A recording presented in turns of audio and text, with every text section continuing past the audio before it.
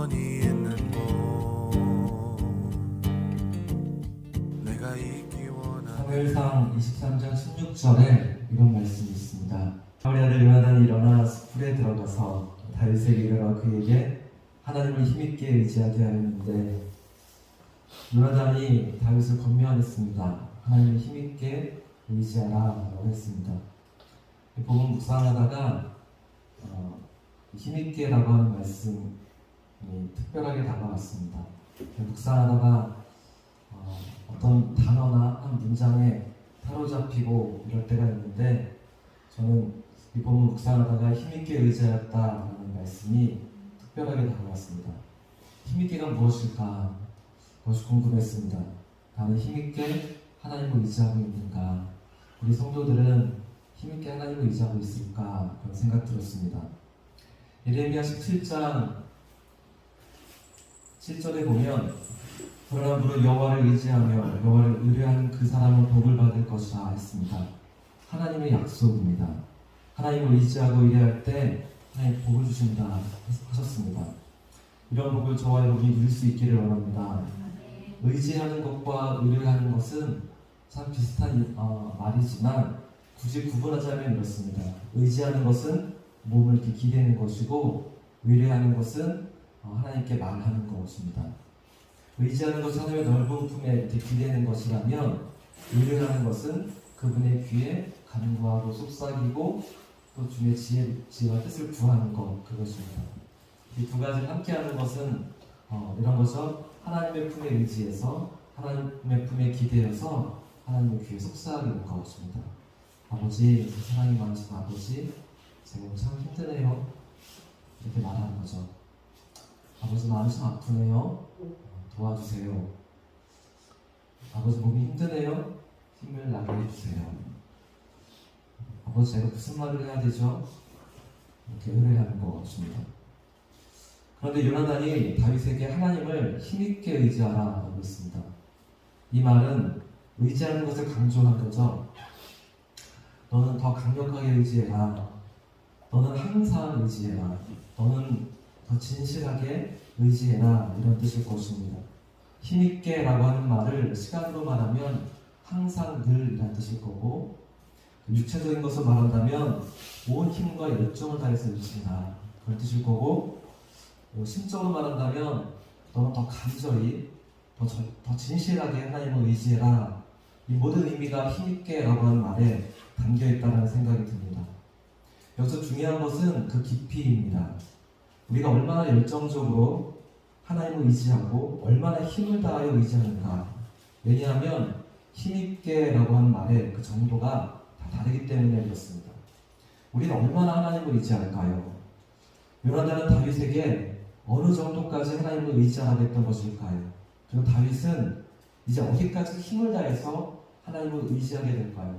그리고 그런 다윗의 모습은 어떻게 나타날까요? 우리가 이러한 깊이에 대해서 생각할 때 그 깊이는 하나님의 어떠하심까지입니다. 하나님은 영원하시고 전능하시고 무한하신 분이십니다. 이러한 하나님의 그러하심까지 우리가 하나님을 의지해야 합니다. 하나님이 무한하시기 때문에 하나님은 우리에게 그 무한함까지 나오라고 하십니다. 제가 생각하다가 여러분의 이해를 돕기 위해서 수학적인 예가 하나 떠올랐습니다. 우리가 학교에서 넓이를 계산할 때 사각형의 넓이는 가로 곱하기 세로이죠. 그러나 원의 넓이 어떻게 구하나요? 배우신 거 기억나시나요? 반지름 곱하기 단지름 곱하기 3.14 파이 r 제곱이라고 말하죠. 원의 넓이를 계산할 때 파이라고 하는 특별한 상수가 나옵니다. 이 파이라고 하는 값은 여러분 어떻게 알고 계시나요? 3.14라고 알고 있죠. 근데 조금 더 아시는 분이 있어요. 3.14, 1592까지 아는 분이 있죠. 더 아시는 분 있을까요? 그 다음에 6535입니다. 그 다음에 8979, 그 다음에 3238. 이게 무한소수이기 때문에 이 파이란 값이 끝나지 않고 무한히 나갑니다. 말 그대로 무한합니다. 오늘날 슈퍼컴퓨터로 2000억짜리까지 이 값을 계산했다고 합니다. 온 우주를 창조하시고 섭리하신 하나님은 무한하시고 영원하신 분이십니다. 주님은 그러한 당신의 어떠하심을 따라서 이 세상을 지으셨습니다. 그래서 하나님의 신비가 이 세상 안에 담겨 있습니다. 하위 외에도 초월수라고 말하는 숫자가 굉장히 많고, 또한 이 물리적인 세계 안에서는 불확정성의 원리라고 말하는 굉장히 신비한 일들이 이 세계 안에 숨겨져 있습니다. 우리가 무한에서 생각해 보려고 제가 파이를 예로 들었는데, 하나님은 영원하시고 무한하신 분이신데 우리가 하나님을 어디까지 의지할까요? 어떤 사람은 3.14에 딱 멈춰있는 거죠. 거기까지밖에 모르는 거죠. 그런데 어떤 사람은 3.14, 1로 9기까지 아는 겁니다. 그런데 여러분, 하나님을 얼마나 의지하고 계실까요? 얼마나 힘있게 하나님을 의지하고 계신가요?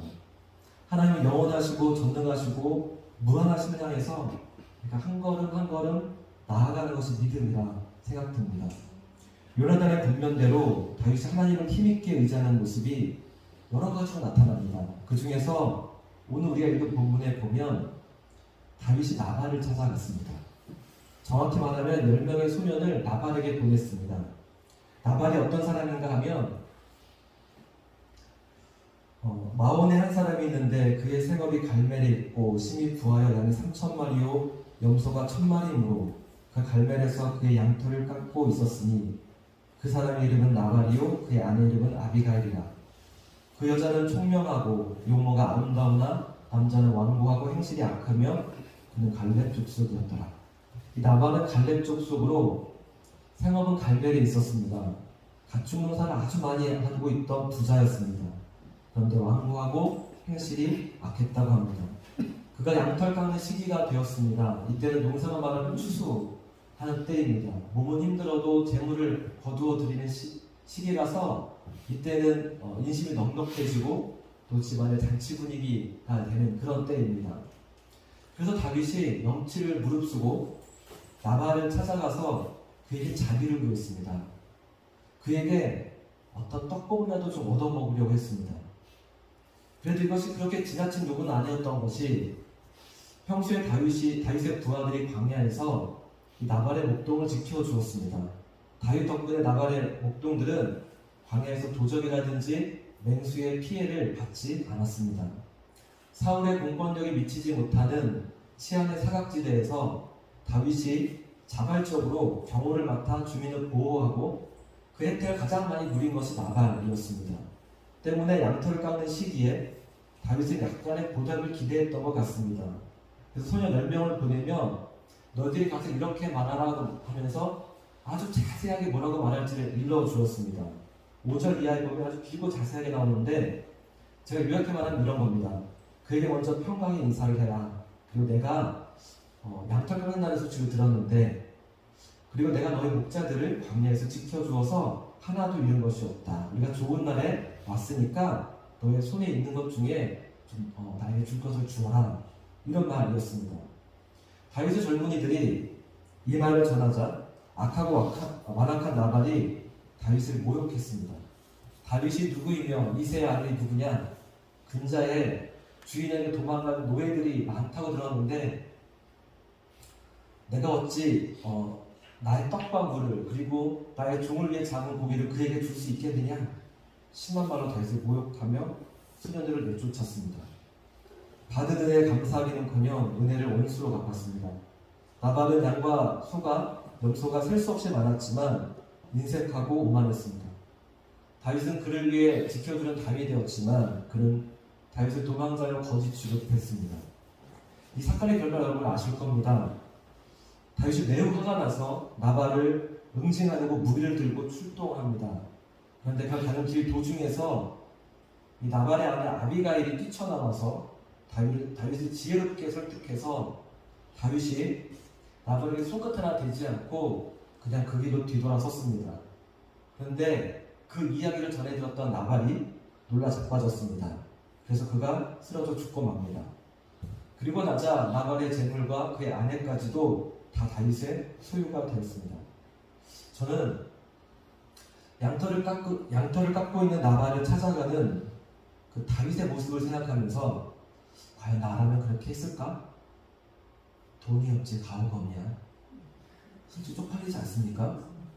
남자가 품생품사 아닙니까? 차라리 굶어 죽지 그렇게 구걸하는 것이 맞습니까? 물론 나발을 도와주었으니까 그가 알아서 보답하면 좋은 거고 아니면 말고, 여러분이라면 어떻게 하시겠습니까? 나발에게 손을 벌리시겠습니까? 한 분 한 분 여쭤보고 싶은 마음이 들었습니다. 하나님은 우리가 어떻게 하길 원하실까요? 하나님의 뜻은 무엇일까요? 그 누구보다 자존심이 강한 다윗이 왜 나발을 찾아갔을까요? 그에게 구구절절 설명하면서 손을 내밀었던 이유가 무엇입니까? 거짓 취급받고 노예 취급, 도망친 노예 취급 받았지만 다윗이 나발을 찾아간 이유는 단 하나입니다. 그가 절박했기 때문입니다. 절박하지 않았으면 그렇게 무리하지 않았을 겁니다. 사울왕을 피해서 그가 광야에서 생존해야 하기 때문에 매우 절박했습니다. 우리도 배가 고프고 또 궁핍하면 다윗처럼 하지 않을까요? 제가 예전에 캐나다에서 있었던 일이 문득 생각났습니다. 그때 저희 굉장히 절박했던 적이 있습니다. 2010년에 교회 사역을 다 정리하고 캐나다의 밴프에서 진행하는 목회자 제자훈련에 참여했습니다. 저희 막내가 2009년 8월생인데 비행기 오르는 때가 2010년 1월이니까 몇 개월 되지 않았던 그 젖먹이 아이를 데리고 밴쿠버를 경유해서 캘거리까지 갔습니다. 그 비행기 티켓이 왕복 티켓이었습니다. 귀국 날짜는 1년 안에 아무 때나 쓸 수 있는 오픈 티켓이었습니다. 캐나다의 로키 산맥에 밴프라고 하는 아주 멋진 휴양지가 있습니다. 거기서 목회자를 위한 제자훈련이 진행되고 있습니다. 그 학교 책임자는 빌립이라고 하는 나이가 꽤 많은 목사님이신데 이분이 조직폭력배 보스 출신입니다. 그분이 저에게 다음부터 학교장을 하라고 말씀하시고 또 거기서 있는 화요 모임을 저한테 맡겨서 제가 화요 모임에 인도하고 이거 상당히 좋은 분인 줄 알았습니다. 그런데 점점 본색이 드러나는 겁니다. 이분은 사울처럼 크레이지 메이커였습니다. 나중에 알았지만 이 베이스에 대한 소문이 이미 아는 사람들은 다 알고 있는 베이스였습니다. 많은 분들이 그 베이스에서 어려워서 살 그런 분들이 되게 많았다는 이야기, 그래서 저희 가정이 거기 갔다라고 하는 이야기를 듣고 저희를 매우 걱정하는 분들이 계셨습니다. 그리고 그 걱정은 현실이 되었습니다. 2월 초에 훈련이 시작되었는데 저희 가정이 끝까지 있을 수 없었습니다. 4월 말쯤에 그곳을 떠나야 했습니다. 그렇다고 한국으로 돌아올 수는 없었습니다. 그래서 우선 밴쿠버까지만 가기로 했습니다. 이 리턴 티켓을 끊어 사용할 수 있었기 때문에 경유지인 밴쿠버 공항에 내렸는데 내려서 어디 갈지 몰랐습니다. 제가 영어를 할 수 있는 것도 아니고 밴쿠버에 아는 사람이 한 명이라도 있는 것도 아니고 5식구가 줄줄이 쭉 서서 2인 가방 5개 커다란 거 쭉 세워놓고 이제 우리 어떻게 해야 되지? 이제 어디로 가야 되지? 그런데 솔직히 걱정보다는 밴프를 무사히 빠져나온 것에 대한 안도함과 기쁨과 그것이 훨씬 더 컸습니다. 어디로 갈지 몰랐는데 그때 학교를 함께 섬기던 간사님이 저희 손에 그 밴쿠버에서 한국인이 운영하는 민박집 전화번호를 하나 쥐어준 게 있었습니다. 거길 전화했더니 저희를 픽업 나와서 며칠 동안 그 집에 머물렀습니다. 그리고 나서 밴쿠버에서 집을 하나 구했습니다. 가장 저렴한 베이스먼트, 반 지하죠. 월세가 750불, 한 80만 원 돈 하는 집이었습니다. 여러분 아실지 모르겠지만 교회 사역하면서 돈을 모을 수는 없습니다. 제가 사례비를 받았어도 아껴서 생활비 하고 나서는 대부분 헌금하지 그 돈을 특별하게 저금하거나 그러지 않았습니다. 그리고 교회를 사역을 정리할 때도 퇴직금이라고 하는 것 별로 없습니다. 가져간 돈이 거의 바닥나는 겁니다. 그래서 아내와 저는 그래 우리 기도 편지를 보내자. 기도 편지를 써서 후원을 요청해야지 여기 살 수가 있을 것 같다. 그래서 제가 편지를 써서 이메일로 보내기로 했습니다. 그런데 하필 저희가 살고 있는 그 집에 인터넷이 고장이 난 겁니다. 주인집 인터넷을 와이파이로 공유하고 쓰고 있었는데 캐나다는 뭐 하나 고치려면 굉장히 시간이 오래 걸립니다. 기사가 몇 번 왔다 갔다 했는데 그래도 고치지 못하고 2달이 흘러갑니다. 여러분 영화 기생충 와이파이 잡음 아시나요? 기억나시나요? 저희가 그 동네 산책하다가 비밀번호를 걸어놓지 않는 인터넷이 있다는 것을 알았습니다. 그 집 주택가 한 곳에 가면 신호가 약하긴 하지만 와이파이를 쓸 수가 있습니다. 그래서 노트북을 불러 들고 가서 거기서 이메일을 보내야겠다, 후원 편지를 보내야겠다 생각이 들었습니다. 한산한 동네이긴 하지만 노트북을 들고 길거리에서 그러고 있다는 것이 상당히 그랬습니다. 그래서 막상 가서 이제 기도 편지를 보내려고 했는데 누구를 선별해서 보낼 수가 없는 겁니다. 모르겠다. 그냥 내 이메일 주소에 있는 모든 사람들에게 다 후원 편지를 보내야겠다. 그렇게 후원 편지를 보내고 집에 돌아와서는 비참하시면 아십니까, 여러분? 내가 왜 그랬지? 왜냐면 그 계정에는 저랑 거의 편지로 연락하지 않은 분도 꽤 있는 겁니다. 부끄럽고 창피하고 그 사람들이 제 후원 편지 받으면 뭐라고 생각할까? 그럼 다윗이 꼭 그러지 않았을까요? 나발에게 10명의 소년들을 보내면서 그에게 너 가서 이렇게 말해 라고 자세하게 말려줬어요. 그리고 나서 마음 편했을까요? 그런데 광야에서 자신을 따르는 수많은 사람들을 생각하면 어쩔 수가 없는 겁니다. 그가 하나님을 힘있게 의지할 수밖에 없었던 것은 그만큼 절박했기 때문입니다. 그런데 왜 절박했을까요? 저는 이게 더 중요하다고 생각합니다. 당시 그가 광야에서 살아야 했기 때문에 어려웠던 것일까요? 아니죠. 그가 하나님의 나라를 꿈꾸었기 때문입니다. 하나님을 힘있게 의지해야 되는 이유는 우리 생활이 불빛하기 때문이 아니라 우리의 꿈이 크기 때문입니다. 원대한 하나님의 나라를 기대하는 것이죠. 그래서 힘있게 하나님을 의지해야 되는 겁니다. 사무엘하 22장에 보면 다윗이 삶의 마지막 순간에 이런 고백을 합니다. 내가 주를 의뢰하고 적진으로 달리며 내 하나님을 의지하고 성벽을 뛰어넘나이다. 다윗의 시편 29편에 나오는 시편인데 다윗의 삶의 고백인 거죠. 자신의 삶을 쭉 돌아보면서 하나님, 제가 그때 하나님을 의지해서 적진에 달려갔습니다. 주를 의뢰하며 적진을 달려갔고 하나님을 의지해서 성벽을 뛰어넘었습니다.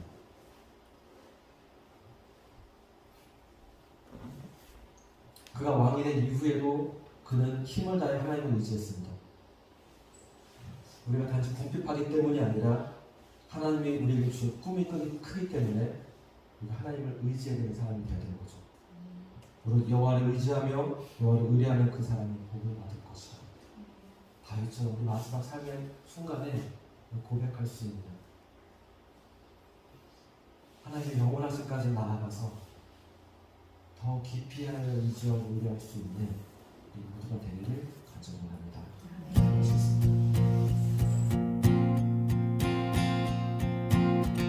주님의 마음이 있는 곳, 주님의 시선이 있는 곳, 내가 있기 원해